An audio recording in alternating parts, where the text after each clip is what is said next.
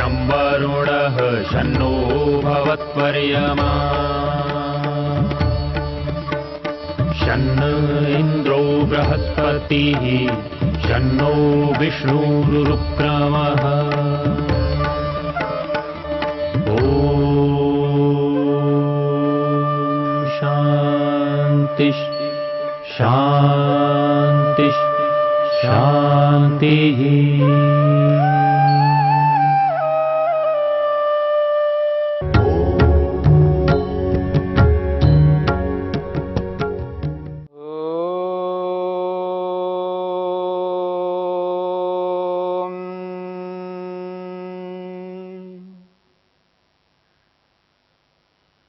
साधन पाद के 23वें सूत्र को लेकर के हम विचार कर रहे हैं। स्वस्वामी शक्त्योः स्वरूपोपलब्धि हेतु संयोगः। इस सूत्र के व्याख्यान में महर्षि वेदव्यास ने दर्शन और अदर्शन इन दोनों बातों को लेकर के बात कही है। अदर्शन संयोग को बनाए रखता है और दर्शन संयोग को हटाए रखता है। अदर्शन से संयोग हुआ करता है और दर्शन से वियोग हुआ करता है। अदर्शन दुख का कारण है और दर्शन सुख का कारण है। इन दोनों बातों को समझाते हुए महर्षि वेदव्यास ने अदर्शन के विषय में 8 प्रकार के विकल्पों को प्रस्तुत किया है। उन 8 प्रकार के विकल्पों में हमने 6 प्रकार के विकल्पों को जाना और 7वां जो विकल्प है वो चल रहा है। महर्षि वेदव्यास ने स्पष्ट किया है, 7वें विकल्प को लेकर के कहा है, सर्वबोध्य बोध समर्थः प्राक् प्रवृत्ते पुरुषो न पश्यति। पुरुषो न पश्यति, पुरुष देख नहीं सकता, अर्थात आत्मा अनुभव अनुभूति बोध नहीं कर सकता। किस स्थिति में? वो कहते हैं प्रवृत्तेः प्राक्, प्रवृत्ति से पहले। किसकी प्रवृत्ति से पहले? सत्व रज तम, इन तीनों तत्वों की जो प्रवृत्ति है उस प्रवृत्ति से पहले, अर्थात सत्वरज तम जब कार्य के रूप में नहीं आते, उस स्थिति में पुरुषो न पश्यति, पुरुष देख नहीं सकता, यानी अनुभव नहीं कर सकता। ऐसे कैसे हो सकता है? पुरुष का स्वभाव ही देखने का है। इसलिए कहा है, विशेषण के रूप में प्रस्तुत किया है, सर्वबोध्य बोध समर्थः।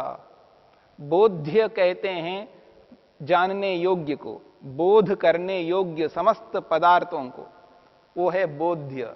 और सर्वबोध्य समस्त जानने योग्य पदार्थों को बोध समर्था, बोध करने में समर्थ है। आत्मा का स्वभाव ही बोध करना है, अनुभव करना है, प्रत्यक्ष करना है। परंतु प्राक प्रवृत्ति, सत्वरस्तम की प्रवृत्ति से पहले नहीं कर सकता। अर्थात सत्वरस्तम कार्य के रूप में जब आ जाता है तभी ये पुरुष समस्त जानने योग्य पदार्थों को जान पाता है, उससे पहले नहीं जान सकता। ये एक बात कही। और दूसरी बात कही जा रही है, सर्व कार्य करण समर्थम दृश्यम, सर्व कार्य करण समर्थम दृश्यम तदा न दृश्यते। दृश्यम, ये जो दृश्य है, संसार है, संसारस्थ समस्त कार्य पदार्थ है। इन समस्त कार्य पदार्थों में मन भी एक कार्य पदार्थ है, वो भी दृश्य है। इसलिए कहा जा रहा है, सर्व कार्य करण समर्थम दृश्यम, समस्त कार्यों को करने में समर्थ ये मनोरूपी दृश्य है। समस्त कार्यों को संपन्न करने में समर्थ यह मनरूपी कार्य जो दृश्य के रूप में है, न दृश्यते, वो दिखाई नहीं देता। वह मन मन के रूप में दिखाई नहीं देता। वह मन यद्यपि समस्त कार्यों को संपन्न करने में सक्षम है, समर्थ है, लेकिन न दृश्यते, वो दिखाई नहीं देता। क्यों? प्रवृत्ति नहीं है। सत्वर स्तंभ कार्य के रूप में आए ही नहीं है, मन बना ही नहीं है। ऐसी स्थिति में समस्त कार्यों को संपन्न करने वाला ये मन कैसे दिखाई देगा? इति, इस प्रकार से उभयस्य अदर्शनम धर्म इत्येके, महर्षि वेदव्यास कहते हैं उभयस्य अदर्शनम धर्म, ये दोनों का न दिखाई देना रूपी जो धर्म है, क्या इसी का नाम अदर्शन है?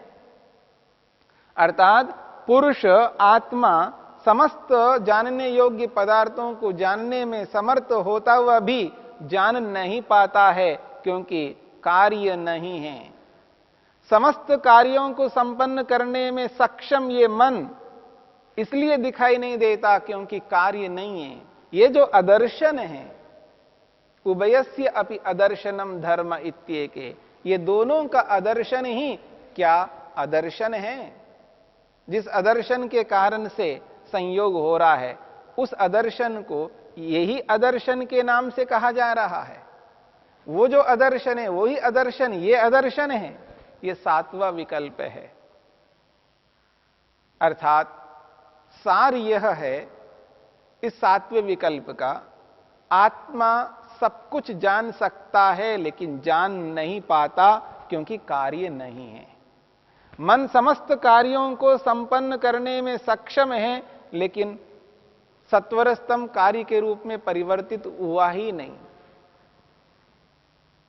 तो दोनों का जो अदर्शन है, दोनों का अपने कार्यों को संपन्न न करना ही अदर्शन है। इस अदर्शन को ही वहां अदर्शन कहा है। ये सातवां विकल्प है। इस बात को स्पष्ट करते हुए महर्षि वेदव्यास और इसको और विस्तृत करते हैं, इसको खोल करके समझाने का प्रयत्न करते हैं। तत्र इदम दृश्यस्य स्वात्मभूतमपि पुरुष प्रत्ययापेक्षम दर्शनम दृश्यत्वेन दृश्य धर्मत्वेन भवति। महर्षि वेदव्यास कहते हैं तत्र इदम दृश्यस्य स्वात्मभूतमपि पुरुष प्रत्ययापेक्षम दर्शनम दृश्य धर्मत्वेन भवति।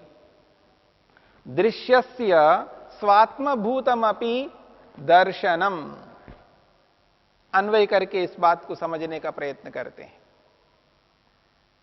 दृश्य का अपना स्वरूप होता हुआ भी क्या दर्शनम, दर्शन। दृश्य का अपना स्वरूप है ये दर्शन। रूप का रूप के रूप में प्रस्तुत होना ये उसका स्वभाव है। रूप का ज्ञान रूप का स्वभाव है। गंध का ज्ञान गंध का स्वभाव है। रस का ज्ञान रस का स्वभाव है। स्पर्श का ज्ञान स्पर्श का स्वभाव है। शब्द का ज्ञान शब्द का स्वभाव है। इसलिए कहा जा रहा है दृश्यस्य स्वात्मभूतमपि, दृश्य का अपना स्वरूप होता हुआ भी ये जो दर्शन है, रूप रस गंध स्पर्श शब्दों का ये जो दर्शन है, इनका जो ज्ञान है, ये दृश्यस्य स्वात्मभूतमपि, दृश्य का अपना ही स्वरूप अपना ही स्वभाव होता हुआ भी पुरुष प्रत्ययापेक्षम, पुरुष के ज्ञान से ये प्रकट हो पाते हैं। पुरुष का ज्ञान जब इसके साथ जुड़ जाता है तभी इनका दर्शन हो पाता है। आत्मा जब इनके साथ जुड़ जाता है तभी रूप रस गंध ज्ञान का बोध हो पाता है, उसके बिना नहीं हो सकता। दृश्यस्य स्वात्मभूतमपि दर्शनम, दृश्य का अपना स्वरूप होता हुआ भी ये जो दर्शन है, ये बिना आत्मा के ज्ञान के, बिना आत्मा के अनुभव के, बिना आत्मा की उपस्थिति में ये दर्शन नहीं हो सकता। दृश्य धर्मत्वेन भवति, आत्मा की अपेक्षा से ही यहां दृश्य के धर्म के रूप में उपस्थित होता है। अर्थात जब आत्मा इस दृश्य के साथ जुड़ता है तभी दृश्य का बोध, दृश्य का ज्ञान हो पाता है। यदि आत्मा इस दृश्य के साथ नहीं जुड़ता तो दृश्य का बोध कभी नहीं हो सकता। ये एक पक्ष है। और दूसरा पक्ष है, कहा जा रहा है तथा पुरुषस्य अनात्मभूतमपि, पुरुषस्य अनात्मभूतमपि दृश्य प्रत्ययापेक्षम पुरुष धर्मत्वेन इव अदर्शनम अवभासते। महर्षि ने दूसरी बात कही है, पुरुषस्य अनात्मभूतमपि अदर्शनम। ये जो अदर्शन है, ये जो मिथ्या ज्ञान, विपरीत उल्टा ज्ञान है, पुरुषस्य अनात्मभूतमपि, पुरुष का अपना स्वरूप न होता हुआ भी दृश्य प्रत्ययापेक्षम, दृश्य ज्ञान की अपेक्षा से, दृश्य ज्ञान की अपेक्षा से पुरुष धर्मत्वेन इव अवभासते, पुरुष के धर्म के रूप में प्रतीत होता है। ये जो अदर्शन है, यह अदर्शन आत्मा का अपना स्वरूप नहीं है। यह मिथ्या ज्ञान, यह उल्टा ज्ञान, यह विपरीत ज्ञान आत्मा का अपना स्वरूप ना होता हुआ भी दृश्य प्रत्ययापेक्षम, दृश्य के ज्ञान के अनुसार, दृश्य प्रत्यय की अपेक्षा से, यानी दृश्य जब आत्मा के साथ जुड़ जाता है उसकी अपेक्षा से पुरुष धर्मत्वेन इव अवभासते, पुरुष धर्म के रूप में मानो प्रतीत होता है।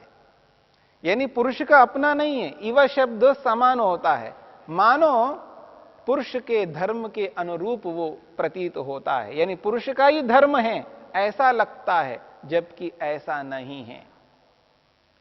यानी दृश्य आत्मा के साथ जब जुड़ जाता है तभी आत्मा को ये अदर्शन होता है, तभी आत्मा को ये प्रतीति होती है, ये विपरीत ज्ञान होता है। जब तक दृश्य आत्मा के साथ नहीं जुड़ता तब तक ये अदर्शन नहीं हो सकता। ये एक पक्ष। पहले पक्ष में बताया है दृश्य का जो बोध है, रूप रस गंध स्पर्श शब्द, इनका जितना भी बोध होता है, जानकारी होती है, जो भी संपूर्ण ब्रह्मांड का ज्ञान होता है, ये बोध, ये दर्शन आत्मा के जुड़ने पर होता है। दृश्य का बोध तभी हो सकता है जब दृश्य के साथ आत्मा जुड़ता है। फिर कहा है ये जो अदर्शन है, ये जो विपरीत ज्ञान है, उल्टा ज्ञान है, जो पुरुष का धर्म के रूप में प्रस्तुत हो रहा है, पुरुष के धर्म के रूप में प्रतीत हो रहा है, ये दृश्य के जुड़ने के कारण से ही हो रहा है। दृश्य प्रत्ययापेक्षम, दृश्य की जानकारी की अपेक्षा से ही पुरुष को होने वाला ये अदर्शन है, उसका अपना स्वरूप नहीं है। इसलिए इन दोनों स्थितियों को जोड़ करके यहां सातवां विकल्प प्रस्तुत किया गया है। यानी दोनों जब एक दूसरे के साथ जुड़ते हैं, वो जुड़ाव जब तक नहीं है तब तक ये दोनों दर्शन नहीं हो सकते। ये सातवां विकल्प है। महर्षि वेदव्यास कहना चाहते हैं, अंतिम आठवें विकल्प को प्रस्तुत करते हैं। वो कहते हैं दर्शनम ज्ञानमेव अदर्शनम इति केचित अभिदधति। महर्षि वेदव्यास कहते हैं दर्शनम अर्थात ज्ञानम, दर्शनम ज्ञानमेव अदर्शनम, ये जो दर्शन, ये जो ज्ञान हो रहा है संसार में, संसार में जो ज्ञान हो रहा है ये ज्ञान ही अदर्शन है। ये आठवां विकल्प है। आत्मा रूप का, रस का, गंध का, स्पर्श का, शब्द का, विभिन्न प्रकार के पदार्थों का जो ज्ञान कर रहा, ये जो ज्ञान हो रहा है, ये ज्ञान ही अदर्शन है। क्योंकि इस ज्ञान में पुरुष का ज्ञान नहीं होता, इस बात को समझना है। केवल रूप का ही बोध हो रहा है, केवल रस का, गंध का, स्पर्श का, शब्द का, पांचों विषयों का, केवल उन्हीं का ज्ञान हो रहा है। इसलिए इस दर्शन को ही अदर्शन कहा जा रहा है। इसमें आत्मदर्शन नहीं होता, आत्मा के स्वरूप का बोध नहीं होता, एक ही दर्शन होता है।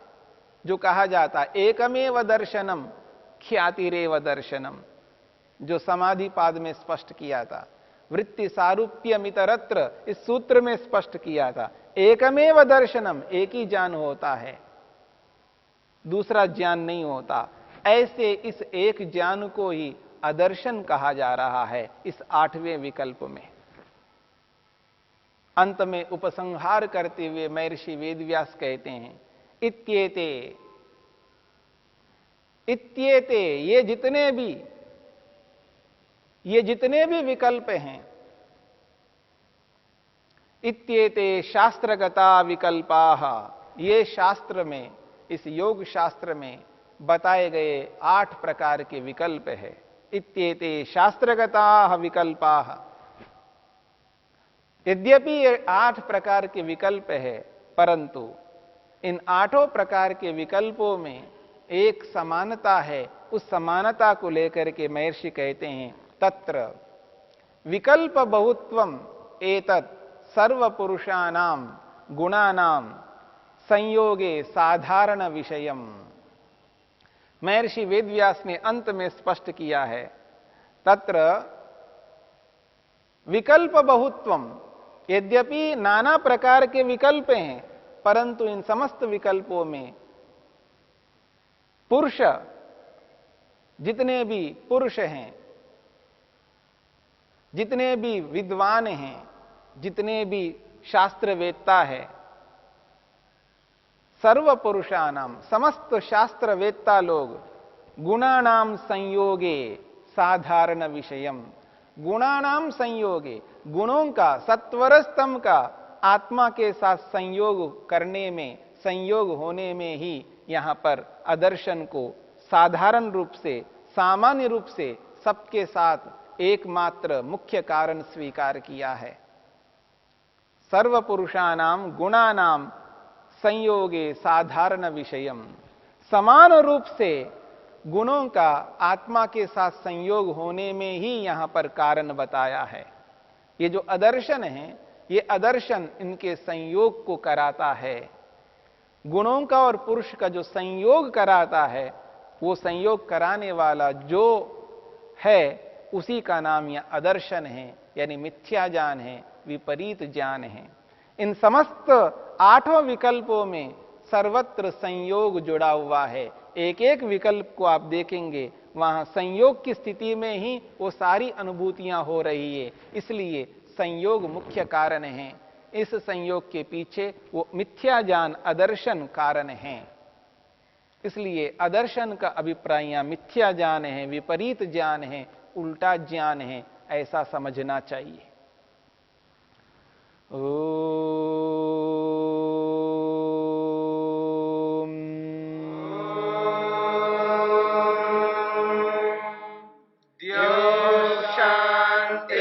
शांतिरंतरिक्षं शांतिर्पृथिवी शांतिरापः शांतिरोषधयः शांतिः वनस्पतयः शांतिर्विश्वे देवा शांतिर्ब्रह्म शांति सर्वं शांति शांतिरेव शांति शामा